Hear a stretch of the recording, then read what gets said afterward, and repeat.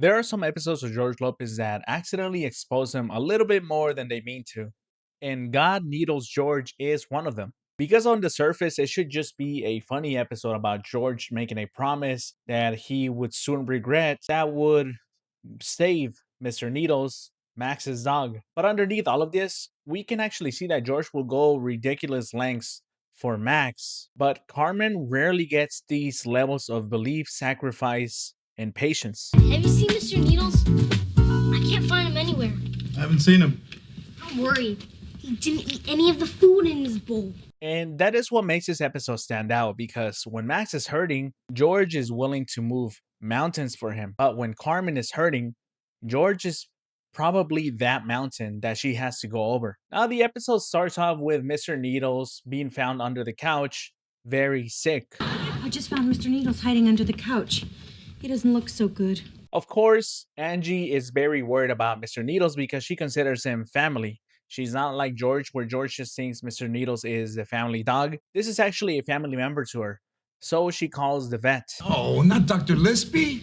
Every time we go to that guy, I always find something wrong with Mr. Needles just so he can charge us a fortune. Now, even though they find a tumor in Mr. Needles' stomach, he is still not the emotional center of the episode.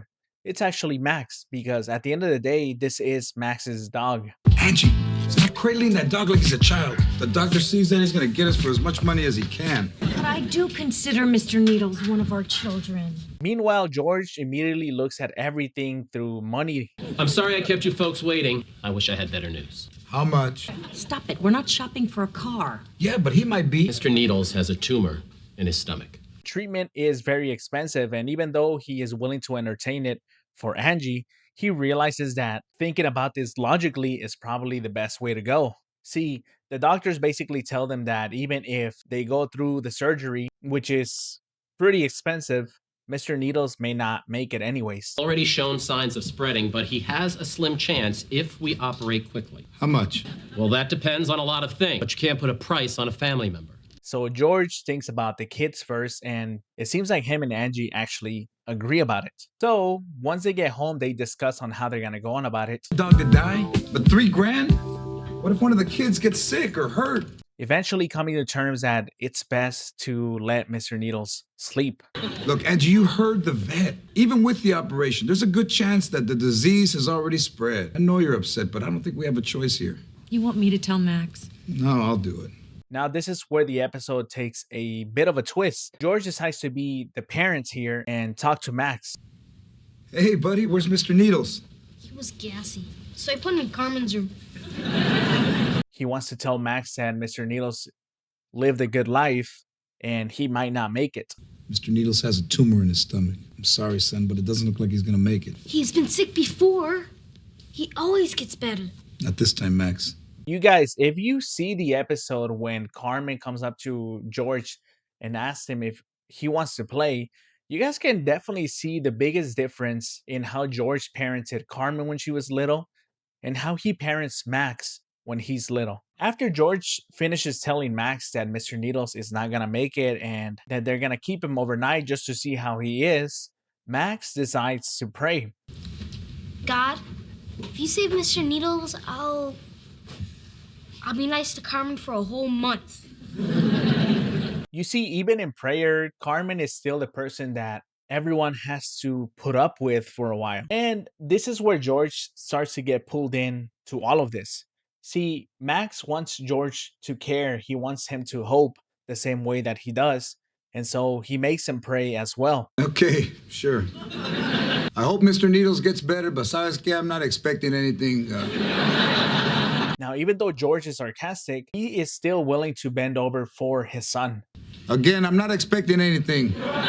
But God, if you make Mr. Needles get better, we'll crawl up the cobblestone path to that church in Mexico. And create an emotional space for him that Carmen just doesn't seem to get. Of course, George goes way above and beyond and promises something that he would absolutely regret. And that is the whole hook of the episode. George makes a promise that is so dramatic because he doesn't think that it will have to be fulfilled, given the fact that Mr. Needles is basically a goner. But he does this because he wants to ease Max's pain. He wants him to feel okay. Thanks, Dad. Okay. Just remember, If prayers don't work, Mr. Needles will go straight to heaven. And I wish I could say that, okay, clearly George did treat Carmen really bad the first few seasons, and he changes eventually. But there is an episode, Grand Slam, where he still continues to put everyone before Carmen. He lets Jason go out and practice baseball, but he trashes Carmen. And George always does come to his senses, but it's always a little too late. It's after he has trashed whoever it is that he doesn't believe in.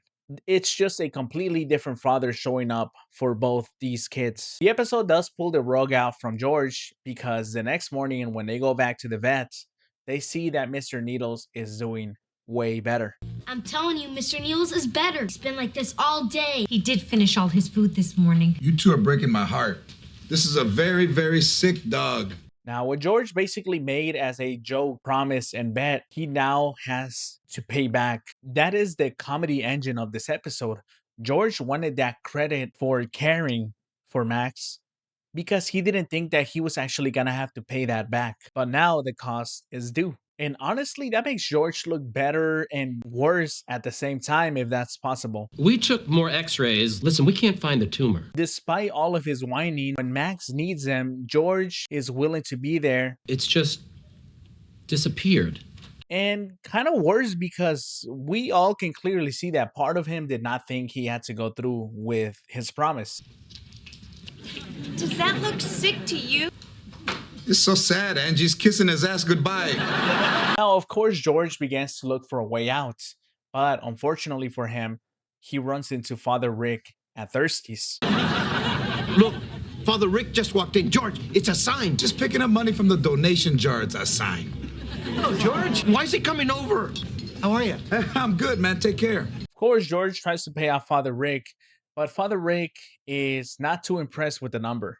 Let's say I don't do this cobblestone thing, but I do something just as good. Let's say give a little something to the church. George, is that a 4 or a 7? That is a 1, my man. Have a nice time in Mexico. Now, even though George is trying to skip out on his promise, you have to take into consideration that he is still asking what is just as good as me crawling over there. And the reason this is important to think about is because it's Max he's doing it for. Literally, Benny tells George that, hey, he doesn't have to know that you went or didn't go. He just has to think that you did. George, it doesn't matter if you actually go, as long as Max thinks you went. Mom, I'm not gonna lie to him. Eventually, George does make this crawl up the church. Man, this is tough. We could walk a little bit on our feet. Nobody would know. God would know. And what's funny is he runs into an elderly man also doing the same crawl. But the reasons are entirely different. Why are you here? There was a horrible flood. My entire village was lost. I clutched to the top of a tree. I promised God if he spared my life, I would crawl this path. And you? George, however, does try to take the shortcut and asks the old man, well, who would know if we just got up and walked? His answer is pretty simple. Nobody would know. God would know. That is actually a strong moment because George shows absolute integrity. He continues to crawl up the church on his knees, and it's all because Max is the reason he is there. The kid's dog got sick. George is absolutely capable of great love, but he chooses to show it through sacrifice. He can be stubborn, childish, cheap, but when Max's feelings and emotions are on the line, George will always push farther than he can. Anything else before I go? No, I'm all right.